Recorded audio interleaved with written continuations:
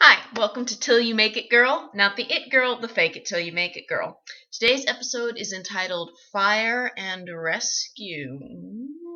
So last October, I'm doing this live show at this small theater in North Hollywood. Now, the owner of this theater is this guy named, let's call him Mo. And he goes by the nickname of Zombie Mo.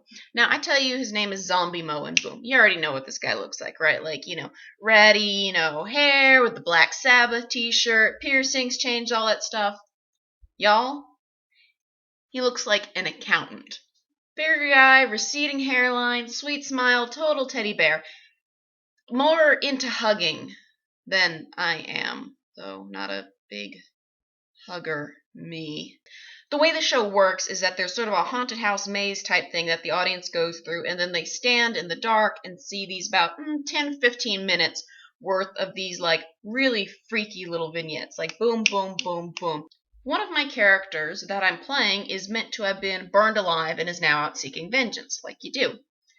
So her costume also has been burned alive and is filled with these burnt holes all the way through it, which means my makeup for the character isn't just on my arms and face. I'm in like a nude bra and underwear, and everything is charred and bloody looking. I mean, just nasty. And for those of you who haven't ever worked with fake blood before, it's roughly like molasses in texture, not in taste, just texture.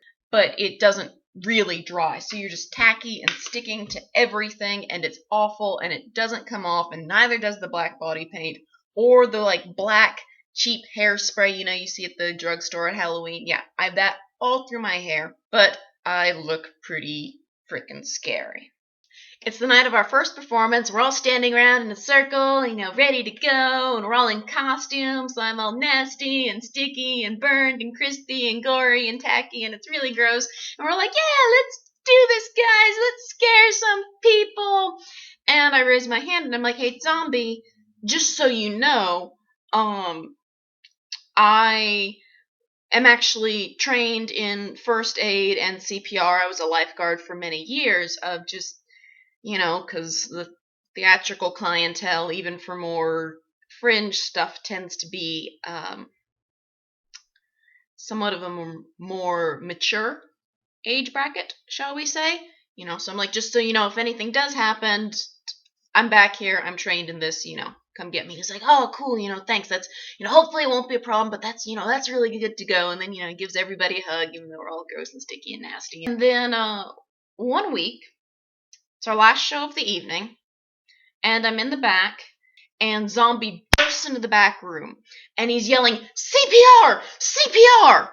And there's sort of a pause, and then my brain clicks, oh, someone needs help. So what you need to know about lifeguarding is that it's not at all like Baywatch. I was the only female on staff for most of the years I was there, and everybody else was just a bunch of hulking dudes who are all either in the Marines or in jail now. And the first thing a lifeguard learns is if a person is conscious, you have to ask their permission before helping them. It's a legal thing. So what you do is you assess the danger of the situation, see what's up, make sure there's no sharks or down power lines or anything. Then you go over to them, get to their level and say, ma'am or sir, I'm a lifeguard, can I help you? So I'm running out of the back of the theater and I'm going through, chest compression rates in my head and making sure I'm all the stuff. And this little voice in the back of my head says, girl, you can't identify yourself as a lifeguard anymore because you're not. And there's, legal things, you don't want to get in trouble. So make sure you don't say anything about being a lifeguard. All right, so I step into the theater and I look, I'm assessing the danger. There's no sharks, there's no down power lines. There's also no one laid out on the floor, like people who need CPR usually are, but there's a woman sort of curled up on the ground, hunched over herself. So I, book it over to her and I'm not even thinking. I get down, get on her level, and I go, ma'am, I'm a lifeguard. Can I help you? Years of conditioning. Well, she sort of looks up at me, and I realized she's hunched over herself because her hands are full of puke. Apparently, this young woman had had a little bit too much before she decided to come to the scary theater, and it had all overwhelmed her. So I'm still in lifeguard mode. So I'm directing. I'm like, okay, pointing to different cast members. I'm like, okay, get some water on some, paper towels. Go grab her something to drink. A zombie. See if you can get a mop bucket. We'll get this cleaned up. So I'm going boom, boom, boom, directing everything.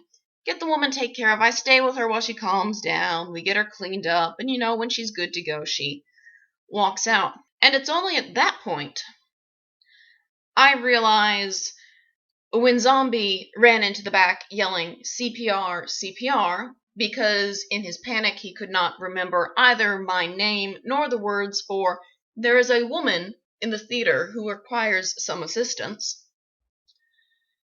I was changing between costumes.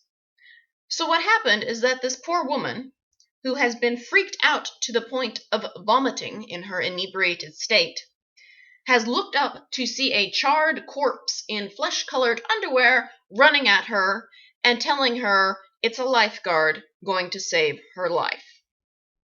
On the plus side, I suppose if she had already had a heart attack, as I had believed, I would probably not have made the situation any worse.